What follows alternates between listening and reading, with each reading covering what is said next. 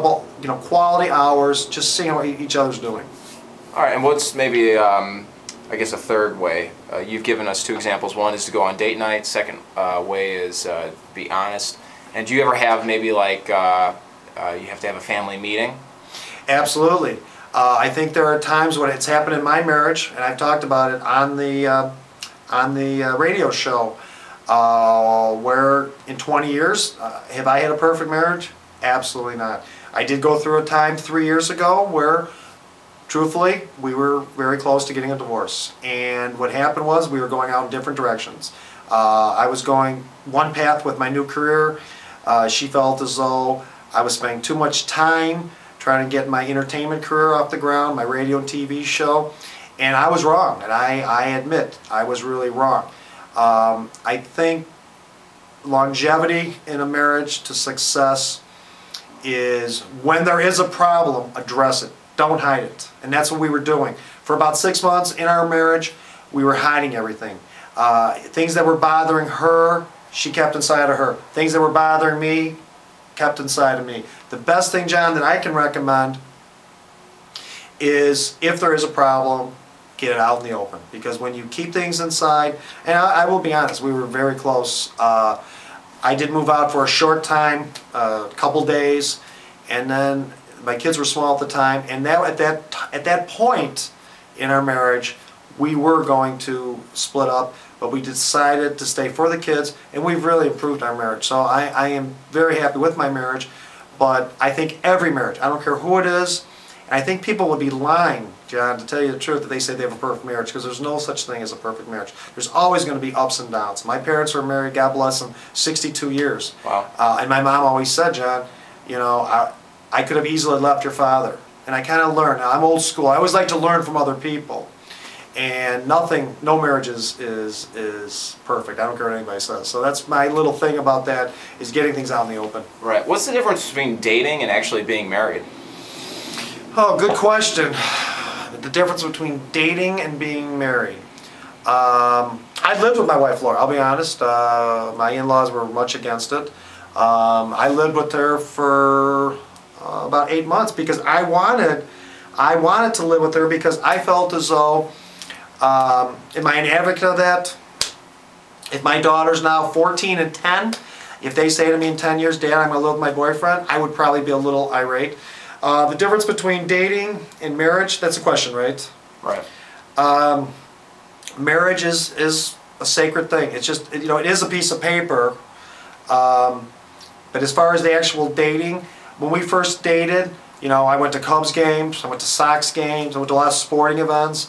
And then it was, you know, well, we're getting to know each other. You know, we moved in together after about a month, which again, coming from her from a good Polish Catholic family, that was not the right thing. But I look back now 21 years, and I don't regret it at all. My only difference would be is, to me, it's a piece of paper. Right. So what was when did you guys finally decide, okay, we're going to move in together, we're going to start a family, we're going to get married? Was it planned, or was it spontaneous? And what do you think people today should learn, you know, from similar things like that? Well, I'm not going to say everybody should move in together, because that's everybody's own opinion. I never would have thought about moving in together. It was my wife Laura's idea. I think, though, it's too easy to get divorced, John. I don't know, now we're, what, 2008? I've heard the statistic is almost 50%. There's a problem with that. To me, you know, you have to get to know that person. And I think it's better to walk out before you get married. And the worst thing, and I can say that from honesty, because I went through a divorce, which there was no kids involved, there was some personal assets that I lost. I worked very hard, lost my house, but I wanted to keep my business, so my wife and I, my ex-wife, we split. But one thing that we did that I regret at that time was I wanted counseling. I'm very big on counseling.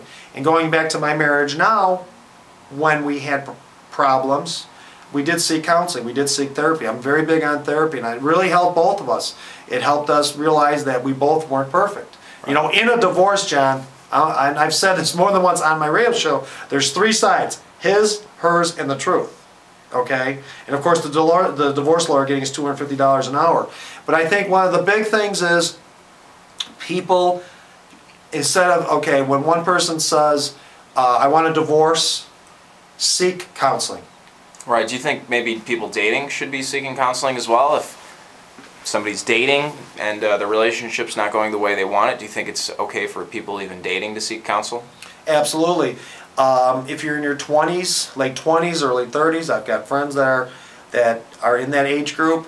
I had just something that's very coincidental. I had someone that's 32, very successful, extremely successful, self-made. He's got a business. He's got 8 or 9 people working for him. And he came by. He kind of looks to me as like a big brother, almost a dad type of. His parents, his dad's in his 60s. They live in Florida. And he came by and we went out and had a couple beers. He listens to my radio show. And he asked me, he said, Scott, he goes, I'm 32. He was really concerned about this relationship. He's just an average looking guy, not that looks their skin deep, but he's worth some money and he's worked very hard. He's got a beautiful home. And he asked me about this particular girl that he's dating. And he said, and we had a couple suds, and he asked me point blank, should I marry this girl? And I said, Jim, his name is Jim, I can't tell you, you have to make the decision. You're 32 years old, you're successful. Does this girl really, does she mean something to you? And he said, that's why I'm asking you. And I said, well, if you're going to ask my opinion, I would move on in the relationship. Because to me, going back to counseling, I'm sure that people that are dating, maybe in their 20s, early 30s, because it does seem like people are getting married later now.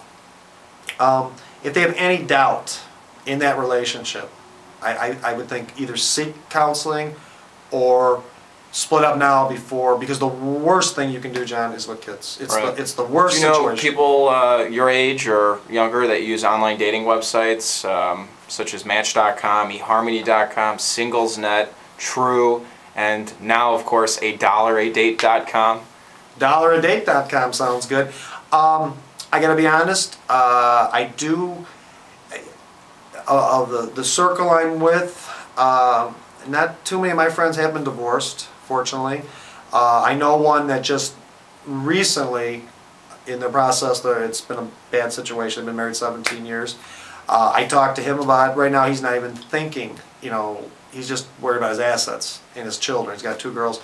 I've heard good success. Some of the people, not that people that are close to me, but people through associates that know people have done online dating and had success with it. I've never heard any negatives about online dating. I think the one thing good about online dating is the fact that, supposedly, and I'm not an expert at this, you're going to hopefully be matched up with someone compatible to you. If you like country music and you're a male like I do, you're hopefully going to meet a female that has, that likes country music. But again, my wife and I, you could throw that out because we're opposites attract. I love sports, she hates sports. I like country music, she likes Christian music. So we're very, we're very different. But I would assume, and I'm not an expert on this field, but as far as I know about online dating, there is a very close scenario as far as the compatibility of the two people. All right, Scott. Well, I think that concludes our interview thank you, John. For $1adate.com. I want to thank you for coming on the show and telling us about some of your experiences and some of your suggestions for improving relationships. And just like to thank you. And that concludes the show. Thank you very much for your time, John. Thanks, Scott.